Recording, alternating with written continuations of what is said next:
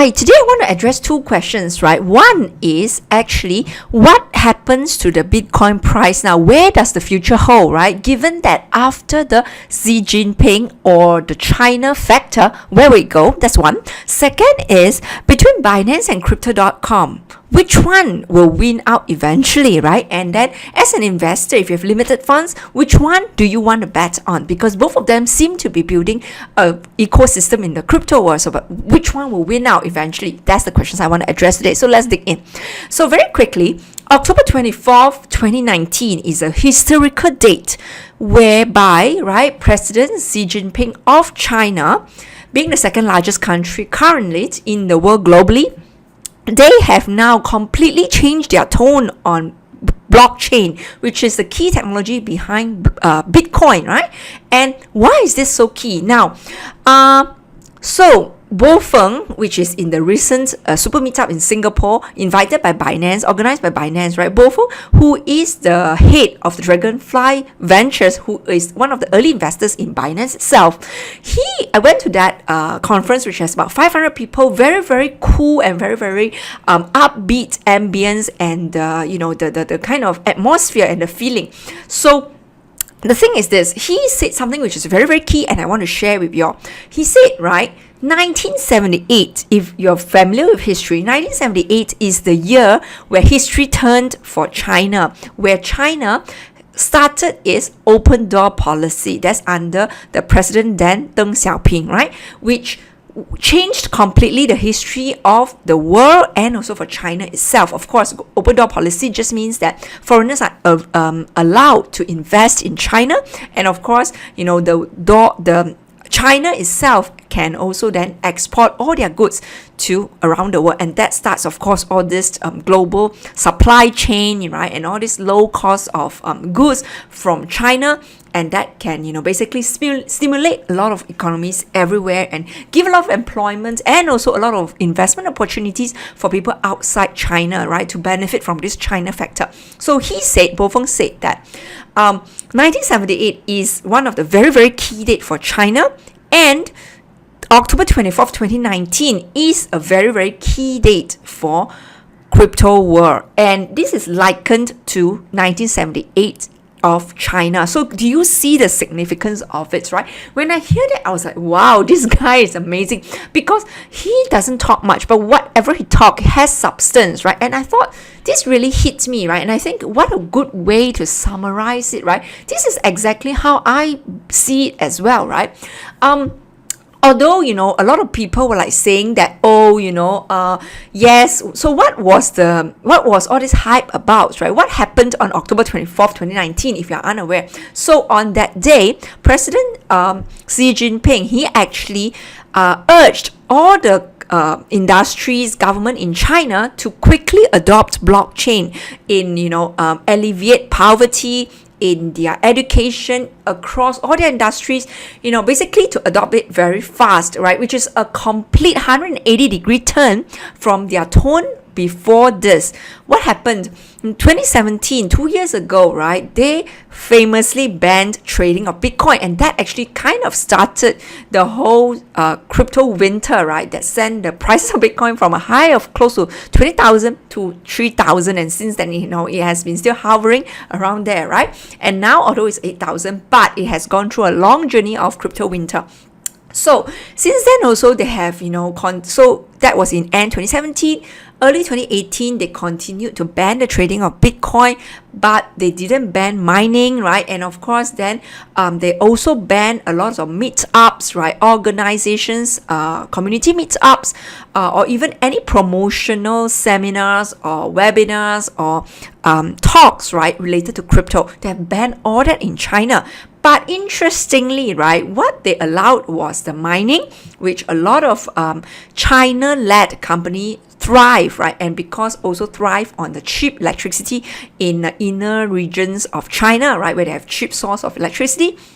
And not only that, then towards later part of 2018, they also started to issue, and this is one of the government agency of China, started issue a ranking, right, on the ranking of cryptocurrency, and always among the top, and that's issued each month, and always among the top are EOS, right, and Tron are also among the top. Bitcoin's always, almost always at like the 15, 14 or 13th kind of ranking, right?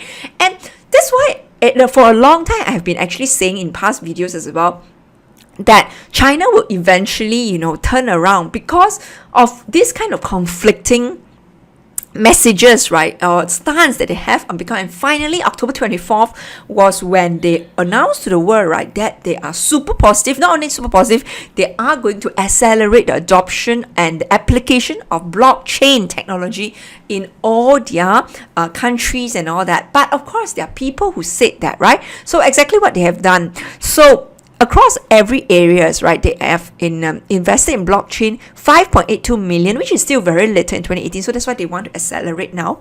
83 research institutes. And because of that announcements, right, or there are insider news, there are huge spike in the increase in searches for blockchain news during the week prior to the announcement. And regulation wise as well, there are 506 registered and validated blockchain projects, and of course patents continue to be filed by China-based companies. So this is huge, and this is courtesy of Cointelegraph, right? Just a good summary of what's happening currently. And of course, you can see here there's a spike in the search, right, in Baidu, in WeChat for blockchain-related news. Now, and then back to this. So then, of course, there are people who are negative still, right? Who are still skeptical. They said that, China, they want to do this because they want to issue a central bank digital currency, that means something that is controlled and led by the authority of China. But this is only good for blockchain, but not Bitcoin overall. But my sense is that, right, I mean, the thing is, think about it, right? Think about where they have started. It was completely antagonism, right? Complete dislike or ban on trading of Bitcoin, to now, right? So vast change in the sense that they already have a ranking of cryptocurrency. They already, didn't ban mining, right? In fact, they just encourage it, right? And now they are saying accelerate adoption of blockchain. The thing is, I believe, right, because China has also a long history of accumulating gold, as in the physical gold. And I really believe that secretly, right, I think they are in the process, or they would already have, I think, accumulated Bitcoin quietly, right? After all, this is this is not publicly known. They do not need to announce all these things. I really think there's that factor. It's just that, so people can continue to be skeptical about these things, but I felt it's just a matter of time, right, when this is really going to be a super positive news, right? A lot of, leaders in the field like Bo Feng and, the other leader in the Western world, they are the guy who said that, basically China has credentialized Bitcoin. And I thought this is exactly true. So both leaders, right, Eastern and Western, have recognized such, the significance of October 24th, 2019. And obviously, China is going to take the lead. They're going to announce that. They're already going to say that they are going to take the lead in this technology. And they really want to surpass Libra coin of US, right? That's already their stated ambition, right? They're not shy at all about it. And seriously, so I think it will be overall long-term very, very bullish and positive for Bitcoin overall. I'm not, again, this is not financial advice. This is just my personal opinion, right? And although, yes, you can argue that the prices has not yet reflected this news, this positive news, it's still hovering between 8,000 plus now. In fact, it has dropped, right, from close to 10,000 level a few weeks ago. My thought is that really there is some, people who are trying to push the prices down. In fact, it might even go lower, just so that the right people are going to buy enough. The right people are going to accumulate. The right people just need more time to accumulate without, appearing too obvious to be so. That's really just what I think. Now, so what should you do? If you think you want to just wait for prices to drop further, then buy in. You might just miss it. Sometimes it might just happen for a while, one day, or even just for a short while, and then it might spike up again. No one knows, right? And so you cannot predict this. So when people are not buying now, the general public are skeptical, right, saying that prices has dropped from 10 to 8,000 plus, right, and it's probably not going to drop further, this is probably the best time to act, right? Which is in, opposite of what the crowd is doing. Yeah.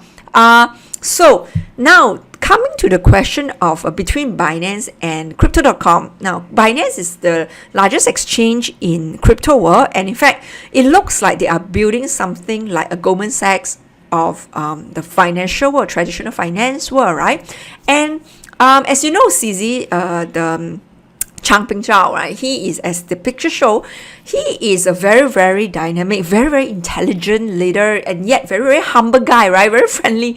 And so last week was the week of FinTech Festival in Singapore, and so happened to have all these meetups here, and I'm in Singapore, so I went to these two, Binance and Crypto.com. Now, to be fair, right? Yes, both of them. What is the similarities first? I really do see that both of them are building an ecosystem in cryptocurrency, and both of them are playing very, very key role in this world, trying to really, really increase adoption in their own way. Binance started off by, the crypto to crypto exchange, right? And now they are slowly, slowly expanding to more things, more offerings like fiat to crypto exchange, derivatives offerings on their exchange, right? And wallets and so on and so forth, right? And also expanding their reach in terms of geography. So that's all great, right? But Crypto.com is also building an ecosystem, but very interestingly, they are taking a slightly different approach. They're starting from the bottom, really use case up, meaning they're really coming from trying to, they're trying to inculcate really the use of cryptocurrency in your everyday life. So for a start, they issue a debit card, but they make it attractive. It's a metal debit card, which when you hold it, it's actually very substantial feel.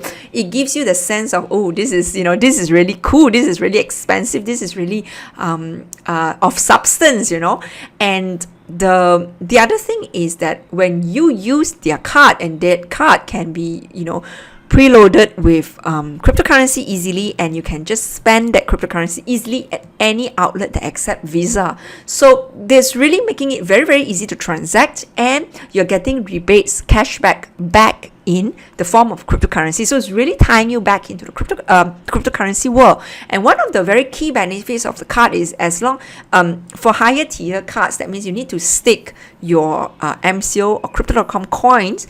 Stake means you buy, but you leave it in their, you leave it in there, but you leave in there for a period of time. Of course, it's still your coin, but you stick it there, and you basically then get to have better benefits like lounge access, airport lounge access globally, and without any limit. That means if you're a frequent flyer and you use the lounge 24 times a year, no problem, you just use, and no problem. And higher tier can even bring a guest for free. So, and all this is for free. So that's why it is, they're really trying to suck you into the ecosystem, is really what I think, right? Of course, Binance, they use more the exchange way to suck people in. If you already a user, then you refer customers, or you refer friends and families to use, you get more discounts, right? And also you will also get, if you stake more Binance coins with them, you can also get more access to the new coins that are being listed on the Binance chain and so forth. So there are just different ways to suck you into the ecosystem. But both company is really, really good because they are building an ecosystem, which is something like really modeled after Apple in the traditional world, right? Apple is really, really good at doing this, because once you started with iPhone, you will then eventually use your iPad, Apple TV, and so on and so forth, Apple Watch, and so on and so forth, right? And that's just this emotional connection. Similarly with Binance and Crypto.com, they are really, really good at this. Binance, of course, have the CZ, the CEO himself, is super good at engaging the community, right? And he has frequent Ask Me Anything sessions, both in person and also in Twitter, in videos online. Whereas Crypto.com as well, they also have very accessible in AMA, and and also the other thing which is very good about Crypto.com is that they are able to So the Crypto.com, what the other thing they have is they have this how do I say? Yeah. So if you use their crypto debit card to actually purchase a subscription to Netflix, for example, you actually get it free. Yeah. So that's the other thing. So it's really they see what are the key things that people need in their life, and then they park it there so that, you know, they kind of make sure you use them, and it's very easy to talk about the benefits with your friends, right? So that's the other cool thing about this crypto.com. Yeah. Now, Binance in last week, which is November 12th, they actually announced during that day Super Meetup in Singapore, they actually announced that they are going to have this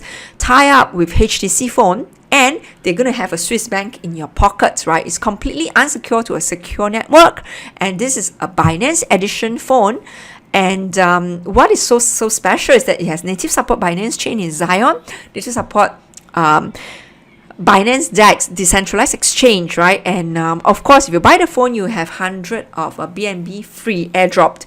$100 worth of Binance coin airdrop. The phone is about $599. So in any case, right, this is amazing. I think this is going to be the first of this kind of integration. But so Binance is also trying to be like Crypto.com. They're trying to also incorporate themselves, park themselves where users are actually, which is of course on their phone a lot, right? And this is where they want to park themselves, so top of mind, right? And now moving on to Crypto.com. As I said just now, the Binance meetup has about 500 people in that super meetup, right? Very, very very, very upbeat kind of atmosphere despite this kind of current price trend now. And this is Crypto.com. They have a separate meetup as well, and this is on top of a very high profile building right smack in the middle of the financial district of Singapore. And as you can see, it's a very fancy place. There's about 100 plus people there that day when I was there. They give you, a lot of nice food, catering, right? And you can see here they're saying they're building an ecosystem, right? Trading, payments, and finance. Payments is the one they started off with. Finance is the next one that they did. Trading is the most recent thing that they announced, which is November 18th is when the beta version of the trading platform is going to be held. So really, they are both building an ecosystem. So their wallet app already has 1 million users, right? So huge reach. And again, their MCO card, as I've said, right, is a premium metal card. So when you have to hold it. Ask your friends who have, right, and you can feel it with yourself, right? And the cashback is very attractive because you get back cryptocurrency. Again, this is for people who believe in it, right? And 5% is super high compared to banks elsewhere. And of course, they accept many major cryptocurrency already. Free music with Spotify, free movies with Netflix, and again, free airport lounge, right? And this is the really cool one because a lot of the banks which issued the credit card, even for priority, which means the richer customers, there is a limit to how many times you can use your credit card in the airport lounge for free. But here they're talking about free, limitless airport lounge access throughout the year, right? This is so cool. And that's why what the CEO Chris said is very, very key. And I thought this is amazing because he said he wants to use this to actually build an emotional connection with the users who use Crypto.com. And I thought that is so cool because that's exactly what Apple was able to do. And I think Crypto.com is actually well on its way to do that. Yeah. And I said this is the exchange is the latest offering that they're coming, which they focus a lot on security, which then took them so long time to actually get it up. Yeah. Now the ecosystem is very cool. They're focusing on payment side first, which is the cards, right? Because they started off with Singapore and then US, but next they're going to they already in the very, very near term, in the next 1 or 3 months time, they're going to issue to many key countries in Asia Pac. That includes Thailand, Hong Kong, Taiwan, and so forth. But the countries that are excluded, notable countries, are Malaysia, Indonesia, because of regulations that are still not yet too friendly, right? So, but I think it will eventually come. It's just right. It's a matter of when, but not a matter of if. Yeah. And after all, given that China has now kind of validated, blockchain, and I think think later on will be Bitcoin. So other countries will have no choice but to really follow. Next, they're going to ship to EU, which is again, this is all over next 12 months. A lot of things are happening, right? Shipping to Canada, Latin America, first starting off with Brazil, and they're going to integrate directly with large merchants. This is going to be exciting, right? Their own mainnet is going to go live, and then finance-wise, they are going to focus on doing a non-custodial wallet. This is going to be super cool when it goes live, because they are still holding on to the belief that if it's not your key, it's not your coin, which is perfect, right? Because now even all the wallets by big companies are still custodial, and this they're going to go towards non-custodial wallet, which is then very, very cool. And of course, trading is the next thing that they're going to focus on, but all this over the next 12 months. So what I see is really they are very much, what they have when it goes live, they're going to have what Binance is going to have, but they have also something which is a debit card, which Binance doesn't have. So given that although Crypto.com is still a much younger company compared to Binance, but my personal view is that, again, not financial advice, my personal view is that I will want to have my stakes in both of this company, which is very, very user-centric, very, very user-focused, and both of them, they have the vision to really, make sure cryptocurrency is being used by everybody, yeah? And this is, again, I thought is a very cool line to end with. It says, it's your basic human right to control your money, data, and identity. Both Chris and CZ believe in this, and that's why they really built this kind of companies, right? Really from the ground up, yeah? And of course, right, it's anybody's guess that it can be this successful, but they have done it, and now here we are. And so we need to support both of them, is my personal opinion, not financial advice again, right? And again, I want to end with this. Time for Plan B is so apt, right? Which is something that a campaign that came up by Crypto.com company, which they say that this again bring home the point, why time for Plan B? This is again a fundamental issue where there's so much money, too much money, right? US itself have 23 trillion debt, which really they cannot repay those, just too much debt, and that basically, and too much liquidity out there that makes the US dollar, which is the reserve currency today, worthless, right? When you have too much of something, it is worthless, and that's why we need a Plan B. We need something much more better, much more sound, right? That can be really replace it as the one global currency. It's really what I think, right? So again, kudos to both, Binance and Crypto.com for pushing on this initiative. And so I have stakes in both of these coins, right? And I strongly believe in companies that really they believe in the vision, because they really just want to have cryptocurrency in everybody's hands, in everybody's pocket. It's really what they want to do, right? And to them, they don't really care about competitors so much in the cryptocurrency world, because there are people who ask them, where do you see yourself ranking in the next, let's say, 1 year, 2 years, or 5 years? But the response is really, right, it's not about competing within the cryptocurrency. It's about reaching out to the masses out there who doesn't even know about cryptocurrency yet. Currently, we only have 35 million people who have cryptocurrency. We need to reach out to the billions and billions of people, 7 billion people out there who doesn't yet have access to this, right? So with that said, I think it is pretty clear. And yeah, I know it's a long time. I apologize for haven't made a video for a long time, but I thought I will only make a video when there is substantial news that I want to reach out to you. And so message from me, based on my personal opinion, remains, which is that the price currently, right, is just, again, if there's any weakness, it's really time to buy. Currently there's no hype. This is the time to buy and accumulate. When there's hype, that's probably time to sell already, right? So yeah, so that's why I want to leave you with, and hope you like this. Leave a like, right? Comment and subscribe. Share this around as well. Most important is to share this around. Thank you so much for your time, and hope you have a great week ahead. Thank you.